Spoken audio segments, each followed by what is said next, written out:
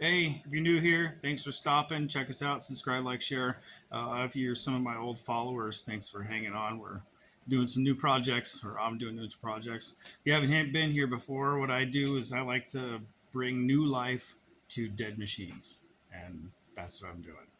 So this is a new little series. We've done the bug. The bug is wrapped up as far as we can go with it for right now. We do have some future stuff for it that'll be big on a bigger deal later.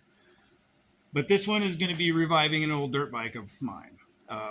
It's been in the family since it was brand new, and I recently acquired a new motor for it. And it was given to me, the motor and all the stuff was given to me by a neighbor. So we're going to see what we got in the box and see what it all came with. We'll find out what we need to get done, what parts do we need to order, and then we'll see the process of putting this motor back in and getting the old we're talking about today is this bike. It's an 86 Xr200R.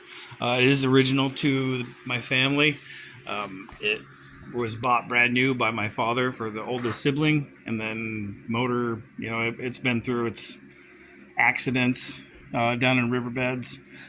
This is not the original motor that's in it right here. This is just a 175, but we have acquired good things about the bike, I guess. Some stuff that I'm not going to have to mess with. I think I'm probably going to need a front tire. It looks a little rough, but plastics are in decent shape. At least I know I can work with those and get the plastics back in order. Looks like it's going to need the new Honda tool bag on the back, new seat cover. These handlebars are pretty garbage. They're bent, twisted. Rear suspension is probably going to get recharged.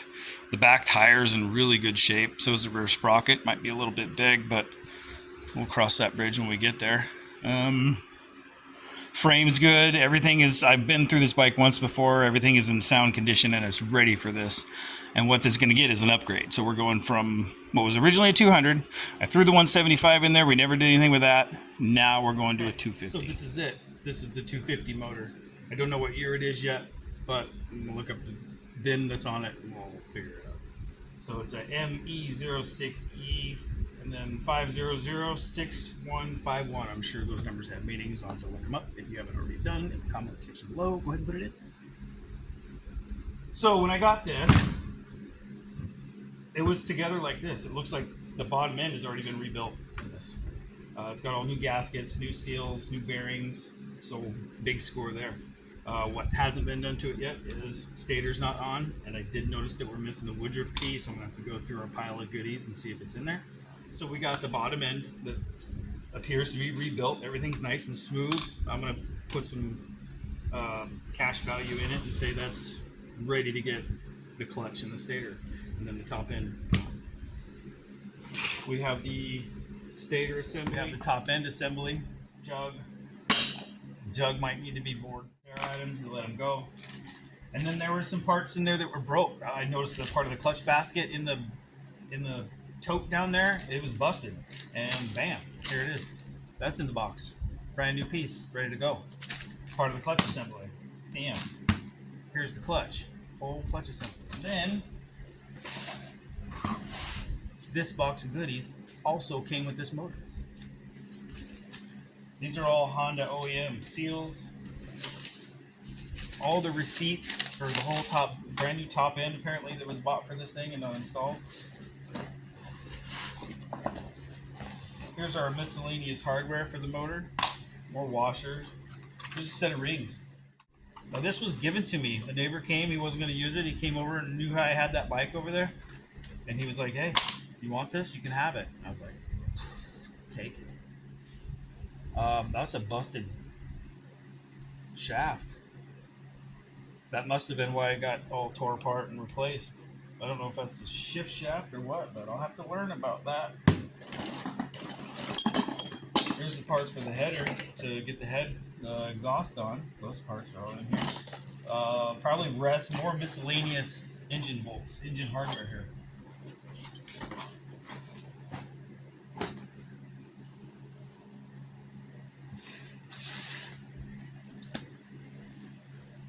Complete head gasket set. 3 side case gaskets. 3. Okay. Carburetor rebuild kit. 3. So it doesn't look like it came with a piston. I guess I'm gonna look up a top end kit for this and see if it might be worth just go ahead and buying a piston, another piston and ring kit, top end kit with a new piston. Maybe get a forged piston put in it. The cam and everything too. Cam's in good shape. So what I want to try to figure out is what I can put together on this right now. And because I don't have a Woodruff key, let's look for the Woodruff key. Let's see if we find the Woodruff. Because I need the Woodruff key.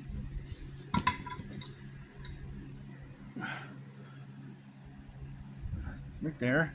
It goes on that shaft. I need the Woodruff key to get the stator plate on. And it's going to be guided right in that little channel right there. I have to have that to put this on. It was damaged, broken. There's a head. These, there's a whole other story on these right here. These are for your guide for your head. The guide pins. This should have them.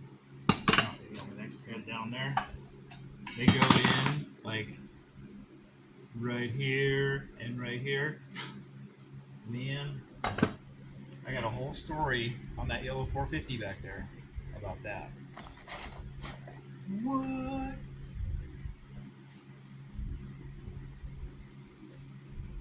Woodruff key. I'm showing you guys what's going on here, and then you're not even getting to see it. Here we go. Now you can see just fine. Okay. So we're just tapping that Woodruff key back in there.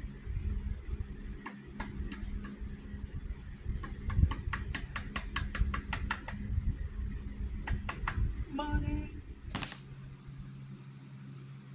So I haven't found enough of the parts to put the flywheel back on. Looks like the crank nut, flywheel nut, bolt, crank bolt is missing. So I'm gonna have to look into that. I'm gonna look into the clutch side. So we need 4 springs, which they're here. Flywheel and the clutch basket. Wow, look at that. Looks a little marred up.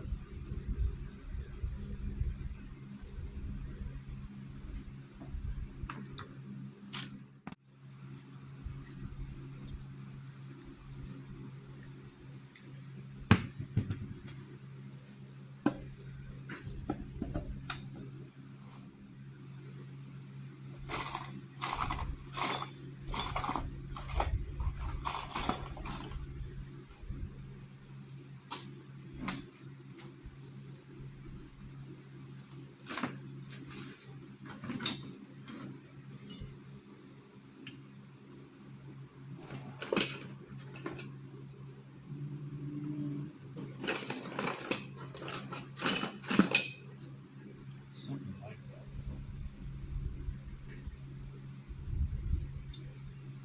It's not that.